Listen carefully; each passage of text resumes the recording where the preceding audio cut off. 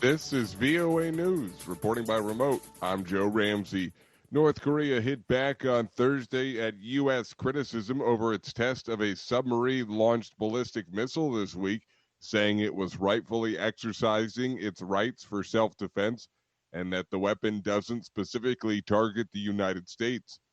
The comments by an unidentified spokesperson of the North's foreign ministry come as the UN Security Council was set to hold an emergency closed-door meeting over the launch at the request of the United States and Britain.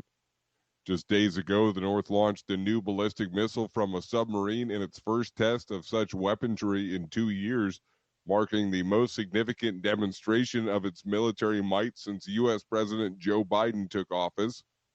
Washington condemned the launch, which underscored how the North continues to expand its military capabilities amid a freeze in nuclear diplomacy, and called for Pyongyang to, quote, engage in sustained and substantive dialogue. In comments published by Pyongyang's official Korean Central News Agency, the North Korean spokesperson said its recent test posed no immediate threat to neighboring countries, and there was no need for Washington to agonize over a weapon that doesn't specifically target the United States. Nuclear negotiations between Washington and Pyongyang have stalled for more than 2 years over disagreements in exchanging the release of crippling U.S.-led sanctions against North Korea and the North's denuclearization steps.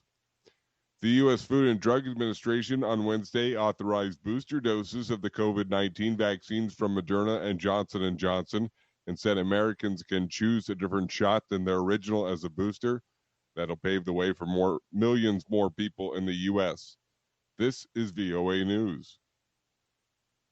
A Brazilian Senate report recommended Wednesday pursuing crimes against humanity and other charges against President Jair Bolsonaro for allegedly hurting Brazil's response to COVID-19 and contributing to the country having the world's second highest pandemic death toll.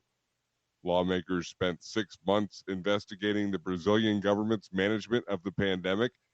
The decision on whether to file most of the charges will be up to Brazil's prosecutor general, a Bolsonaro appointee and ally. Bolsonaro has consistently downplayed the threat of the coronavirus and touted misinformation and unproven COVID-19 treatments while ignoring international health guidelines for curtailing the spread of the disease.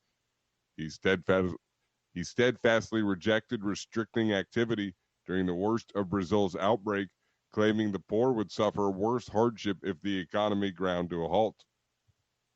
Rival Sudanese protest leaders on Wednesday urged their supporters to remain peaceful on the eve of a critical day of demonstrations over the fate of the country's fragile transition to civilian rule. Opposing factions of a once civilian umbrella alliance, including a pro-military splinter group, have called for competing rallies Thursday. The Civilian Umbrella Alliance spearheaded nationwide demonstrations in 2019 that led to the ouster of President Omar al-Bashir.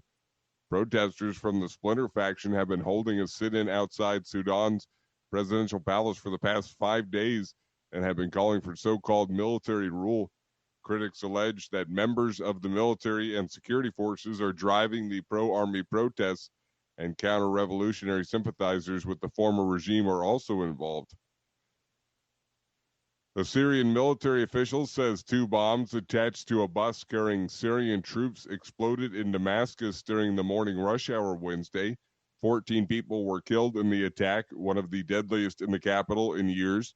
While the Syrian government's decade-long conflict with insurgents continues in parts of the country, including the rebel-held Northwest, bombings in Damascus have become exceedingly rare since President Bashar Assad's troops pushed opposition fighters from the capital suburbs in 2018. Shortly after the bombings, government shells landed in a rebel-held town in northern Syria, killing at least 10 people, 4 of them children. The attack, part of the government campaign to regain control of the area, is still in opposition hands, was the worst violence in the region since a truce in March last year was negotiated by Turkey and Russia, allies of the opposition and Syrian government, respectively. Reporting by remote, I'm Joe Ramsey.